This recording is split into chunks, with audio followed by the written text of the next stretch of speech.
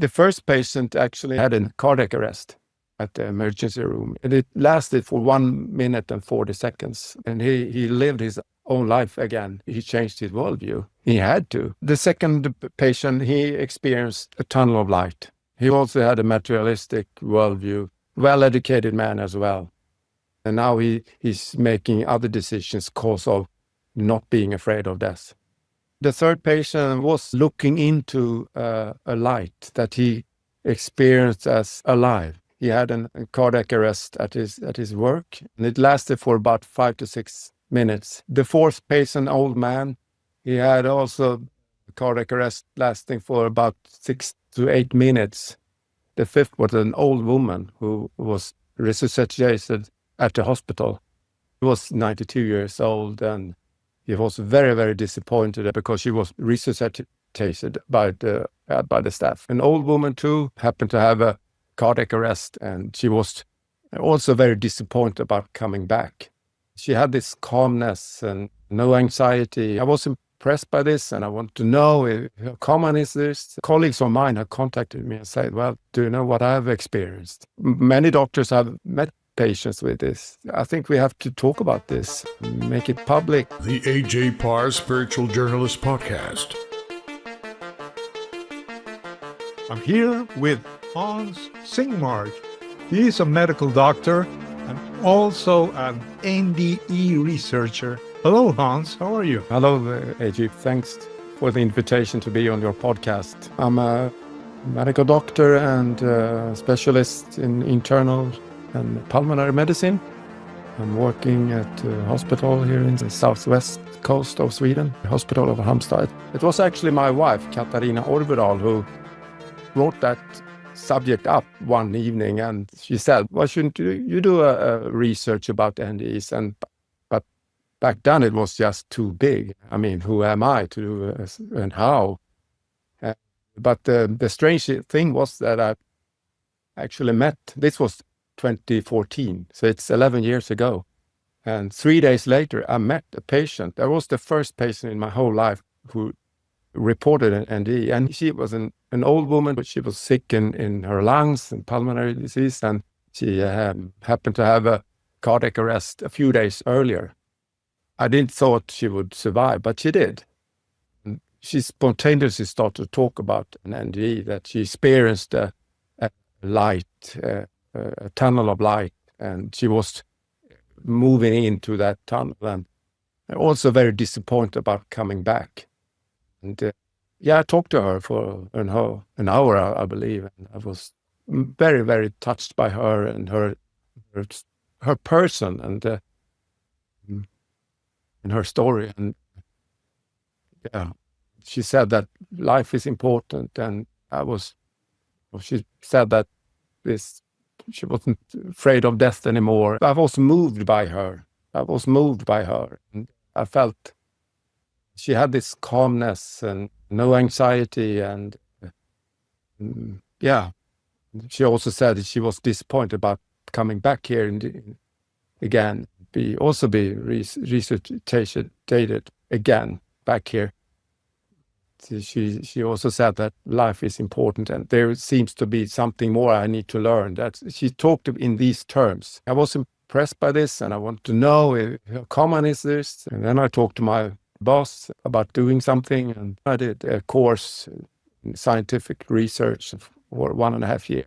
I instructed the staff on the hospital that if they were treating a patient that have survived a cardiac arrest, call me and let me know. Then I met actually 30 patients on the hospital I'm working on over a year that survived a cardiac arrest. And of them, 5 people had reported also after their cardiac arrest, after they've left the hospital. 4 of the 5 I interviewed 10 weeks about. 5 of them had an NDE, but you only interviewed 4. Why? Because the fifth one, it happened to be 4 men in this study, and the fifth was an old woman who was resuscitated at the hospital.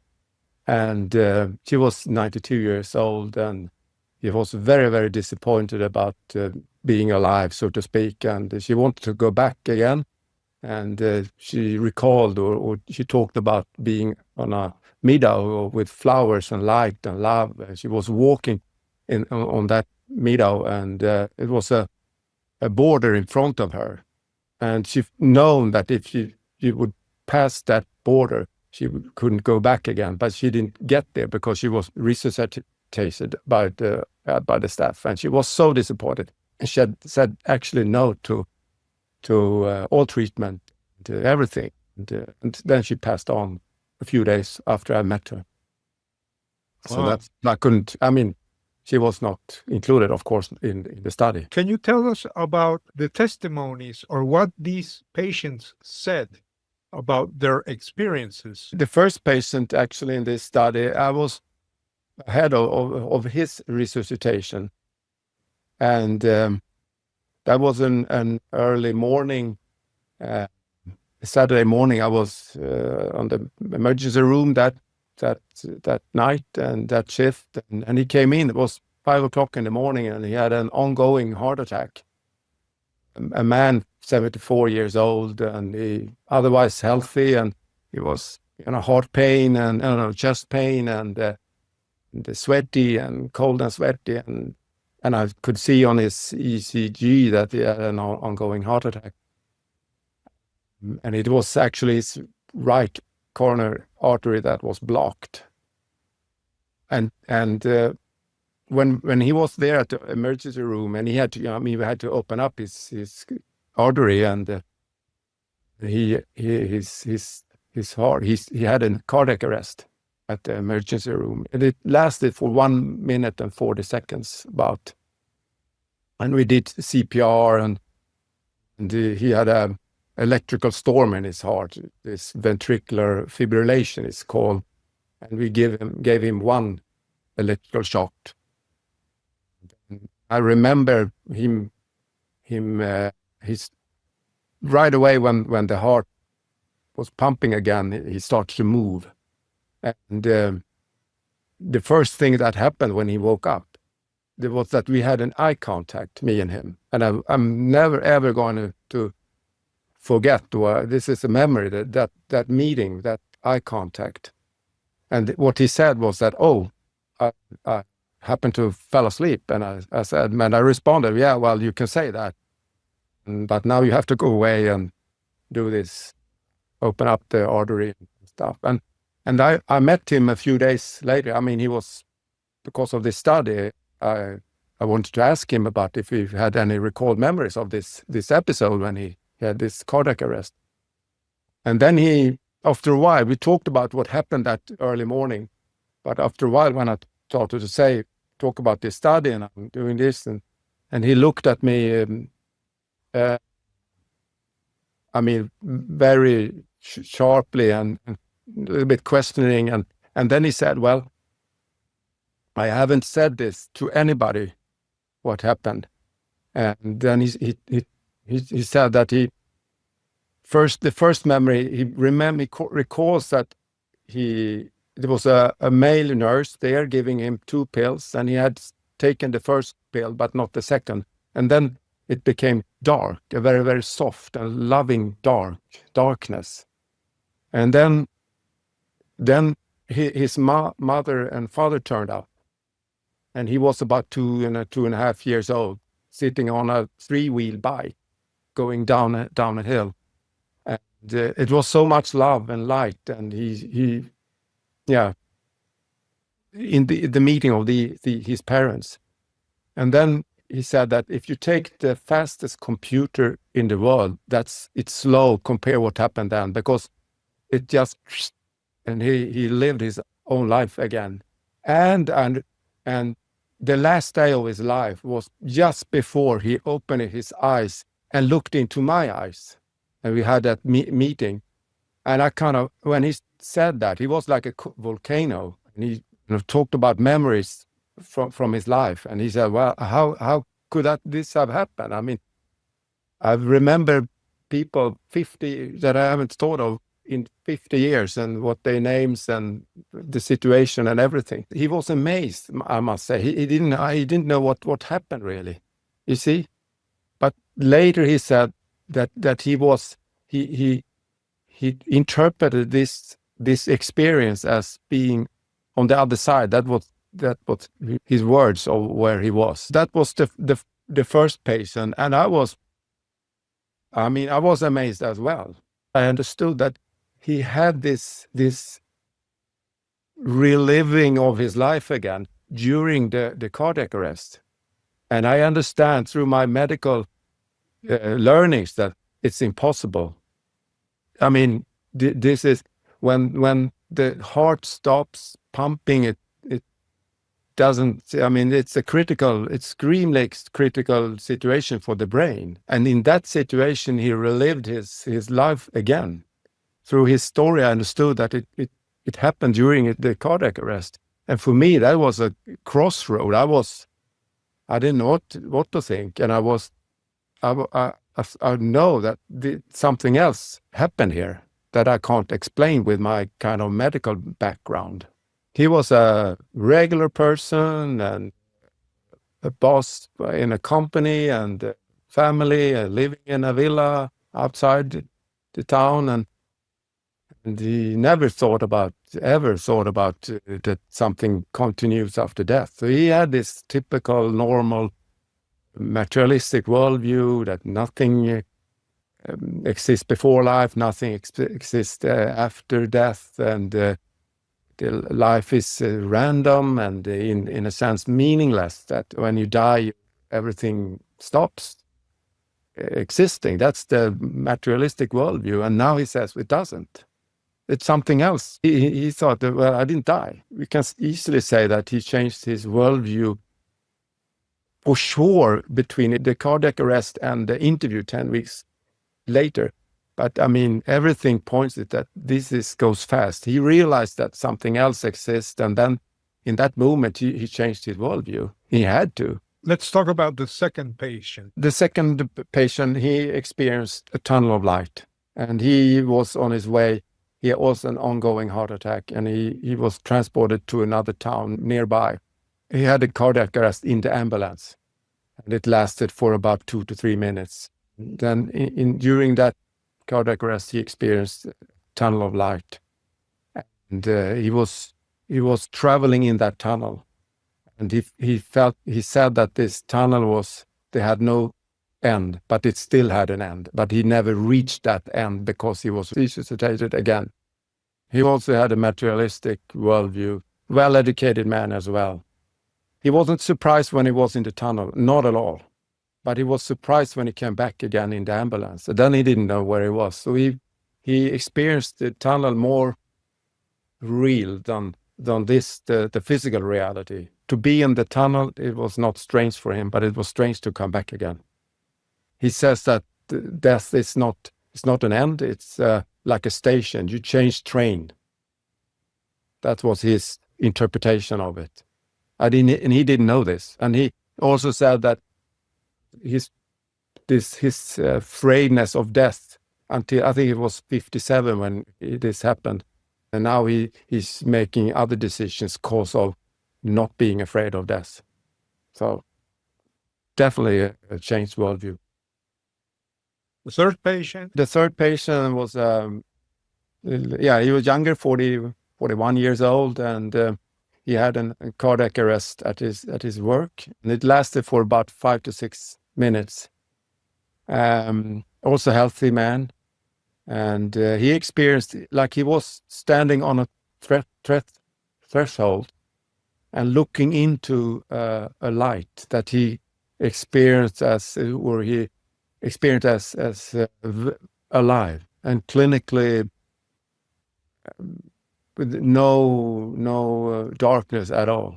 Also love, light, and alive.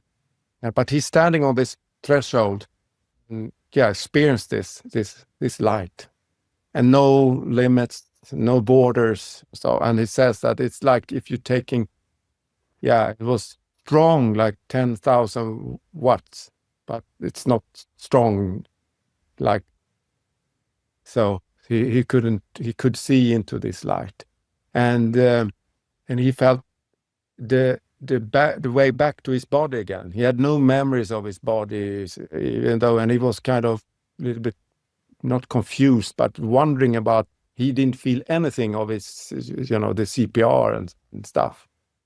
And he recalled that the way back to his body again was very, very, very painful. So he didn't want to experience this again, not because, the memory of this light was very clear, but the way back to his body again was so painful. So he didn't want, that's the reason he didn't want to experience this again.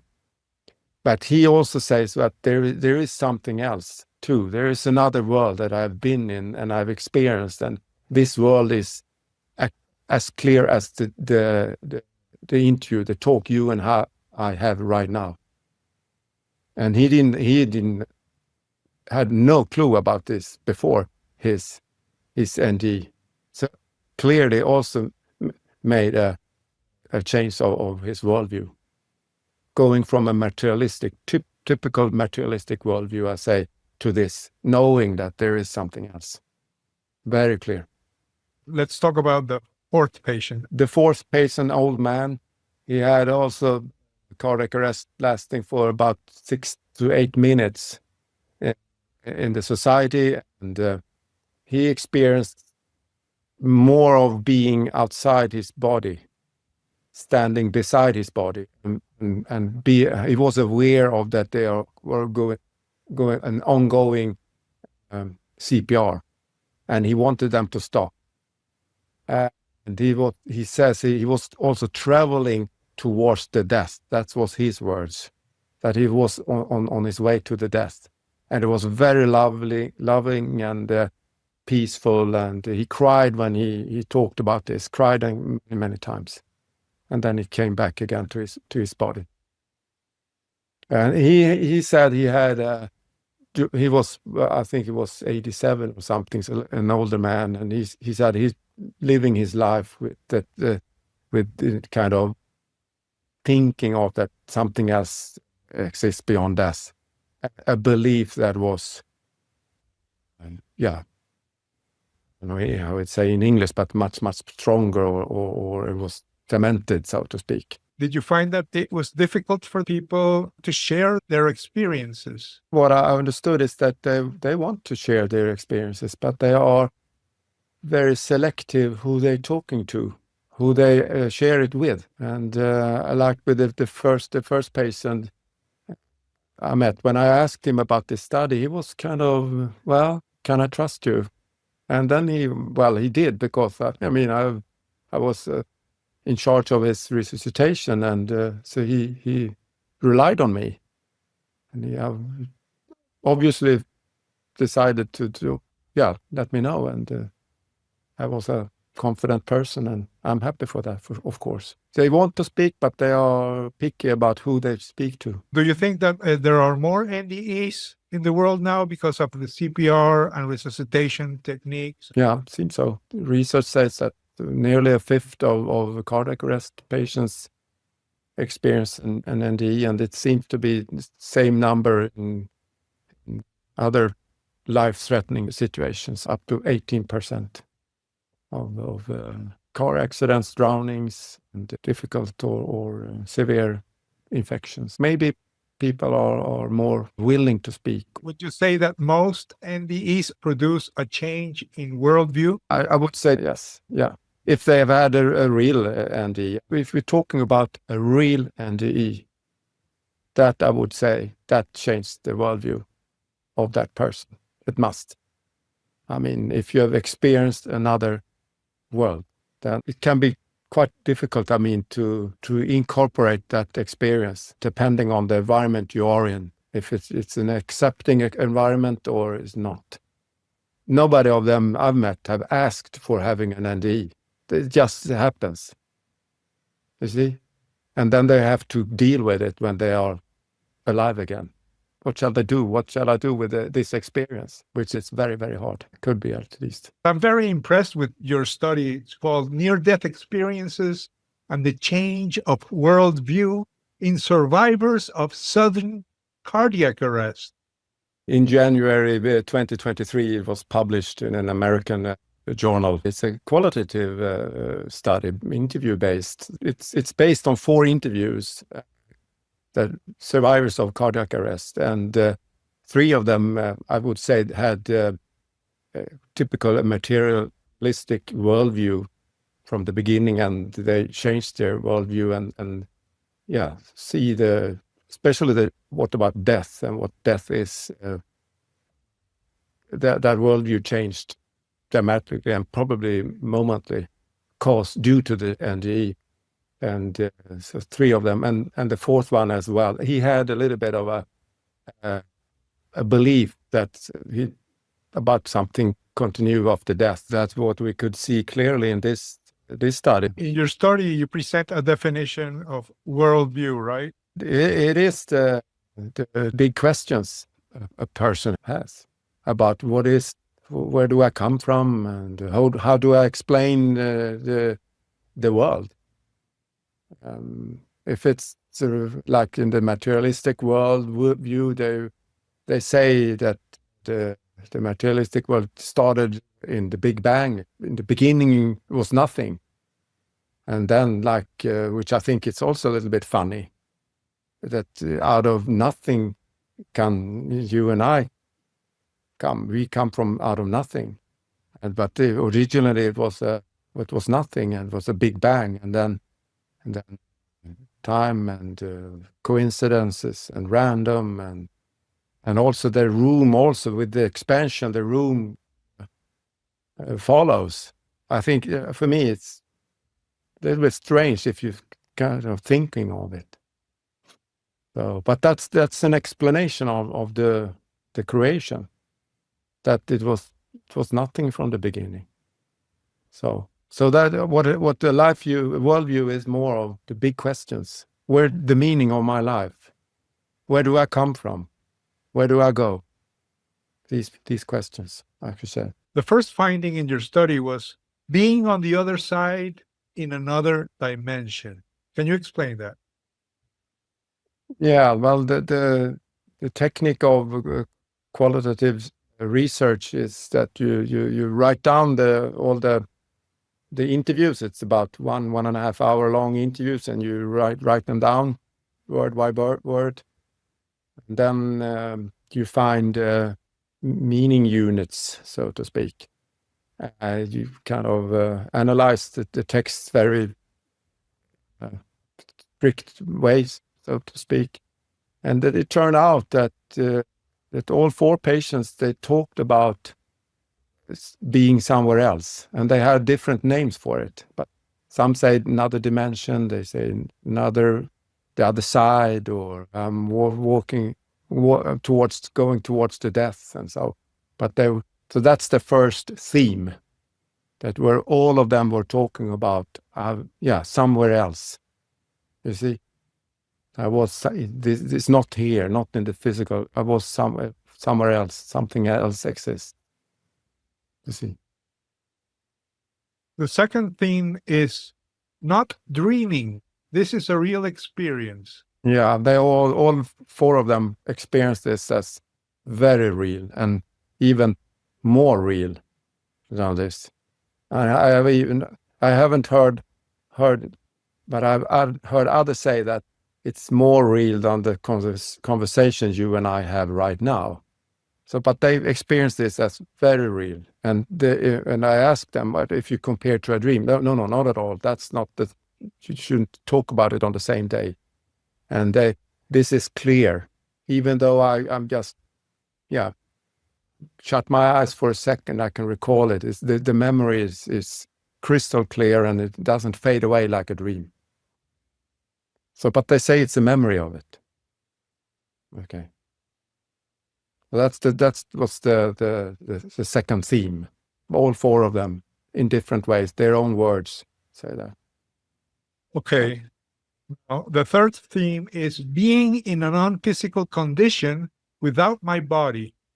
Yeah, that's a hard one, and I kind of realized that in early morning, 5 o'clock in the morning, and I woke up and I thought, that's what they are trying to say. That's what they are, and I kind of figured it out, that they were in a physical reality and non-physical reality, without their body, but still experiencing that realm. Nobody says I didn't have my eyes with me, but I could still see how it was there. So there was in this non-physical reality without their body and experiencing. Okay?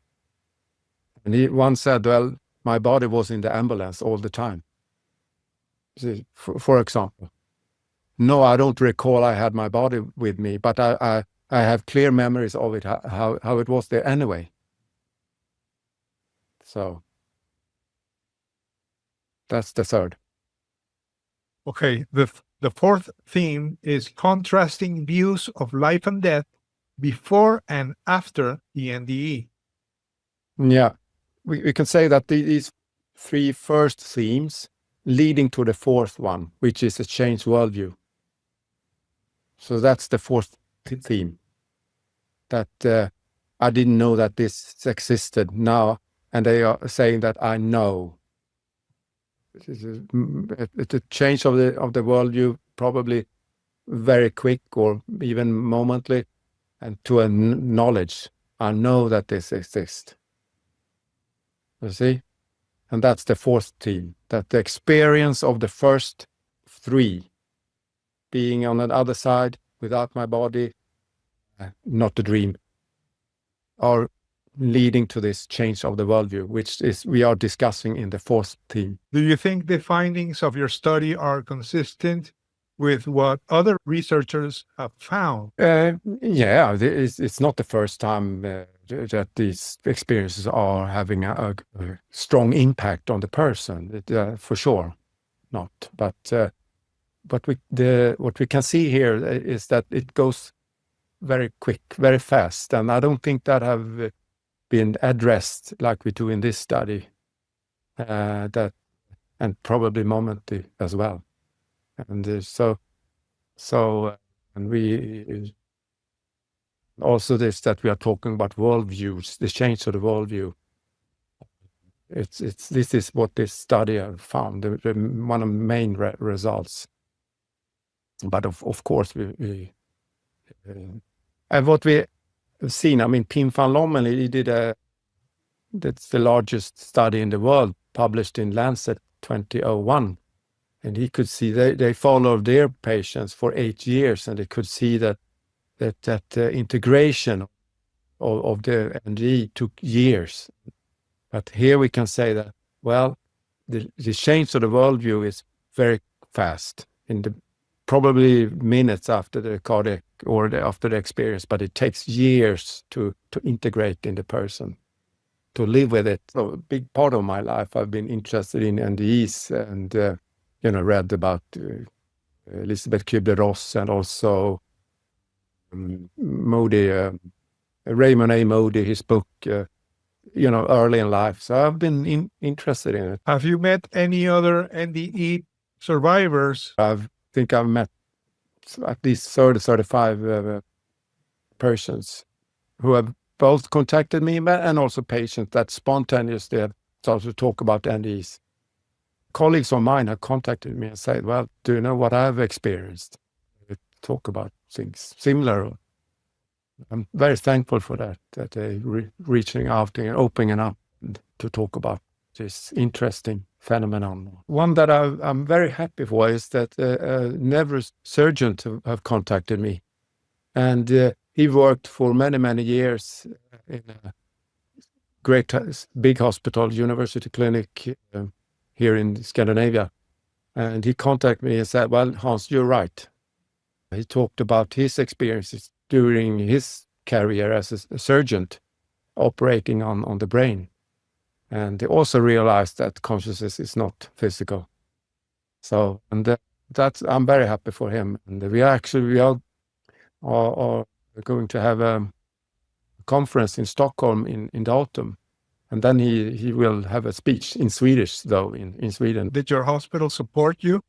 Yeah, they did. Some colleagues, I could feel that they kind of thought it was strange and why waste your time on this. but many others colleagues thought it was a nice or great thing to do. I mean, many doctors have met patients with this. Did you or your colleagues have someone with a hellish experience or a dark or frightening experience? No, I haven't. No, I haven't met that really. No, I haven't. I have met some people who have contacted me, but who are talking about these hellish experiences. But me and my wife, we work together very much, and she's very good at this and talented in she studied also, and we kind of have understood in that case that it seems to be something in between. But I've never ever met a person or a patient talking about distressing NDE. Can you tell me who you were before you did this research and who you are now regarding your worldview? Before, I recall when I was a teenager, I was a young adult. I'm brought up in a society with a culture, especially in Sweden, I believe, there's no God, there's no intelligence behind this creation. And I'm brought up in that reality. So, and through my medical studies as well, 25 years ago, there was no talking about anything existing. I mean, it's only the brain. So then of course, I've had experiences, and I've been interested in these topics. And so I have been a little bit coming from this materialistic worldview, but I've been interested in somewhere in between. But now I understood through this study. It's taken 9 years until it was published in this journal, January 2023. And especially through the meeting with the first patient, when I understood that the brain can't store a whole life. I know that. And it doesn't, my medical background can't explain this. This is not no, I don't, I can't see how that happens. So I kind of, for me, it's more natural to me to say that consciousness is an own entity. It stands on its own legs. And when I see that, like my wife, she says that it's like you have been going through a stone wall, 1.5 meters thick. And I've been very confused, I must say, for years. And I remember when I was inside that stone wall and trying to figure out what is this? But now I'm through that stone wall, and I don't know how that happens. I don't know. But I know now I can look back and see, well, I've passed that stone wall. And for me, I mean, it's so clear. And when I finally realized that consciousness is not physical, then everything fall in place, you see, like a puzzle. And to me, I've studied being Palomalis's cardiologist from Netherlands. He's into quantum physics, and I had to build up a new worldview. Okay, if it's not the materialistic worldview, then how is it? How do I explain the creation then? And for me, it has been a help to study quantum physics, and that's I mean, it's a theory, of course. It's not the truth, but for me, it makes more sense. If you see the worldview is that consciousness is an own entity, the creation or whatever it is, this is built up by two aspects, a non-physical aspect and a physical aspect. And so that makes sense. When we die, we leave the physical part, physical aspect, the body, and the consciousness are experienced the non-physical aspect of reality. So that's, for me, it's much more clear, much more natural to see that. then all these things falls into place. The NDE can exist in that model, so to speak. Then okay, that's what they are experiencing. That their consciousness is in this non-physical, and which is timeless and no borders, and so. And I believe also that the consciousness studying of the non-physical aspect creates the physical matter. So it's the opposite, the other way around. It's not the physical, the brain that creates consciousness. It's the consciousness that is, well, I don't know how, but I think the consciousness comes first, then the physical. Do you plan to continue studying this field? It took 9 years to do this study before the first kind of seed was planted. My wife asked me, or at least started to talk about doing research about NDEs until the final publication, January 2023, and so long. I don't regret it at all, but I kind of a little bit resist of doing it again. But I think they say the between 0 to 1 can be quite a long step, but from 1 to 2 is a little shorter, and from 2 to 3 it's even shorter. So perhaps, but I have some ideas of doing research. But now I'm more of, I think we have to talk about this and make it public, and so happen in articles and podcasts and stuff. I think that's what it is about now, and then we see if there will be any more studies. You have to have a question as well, something to study. That's also important. But I have a few things that I would like to study. How can people contact you? Yeah, the easiest is through email then. So it's my name at telia.com. You could write it if they have any questions. So I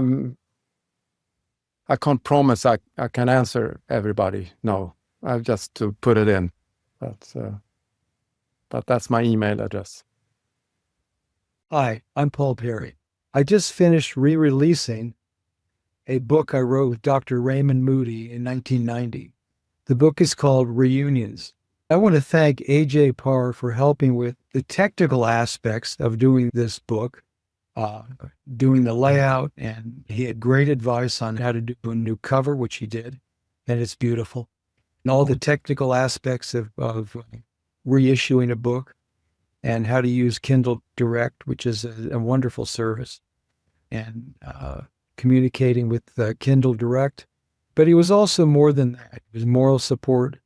He would read through the book. He would fact check. He did proofing for the book. And he made a number of really brilliant suggestions for editorial changes. So I highly recommend working with AJ Parr, and I'll be doing more books with him in the future. So thank you, AJ.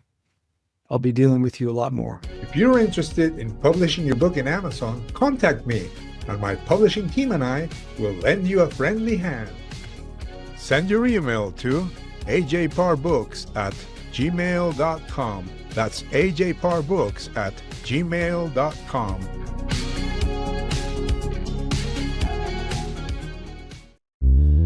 This has been the AJ Parr Spiritual Journalist Podcast. Please like, share, and subscribe.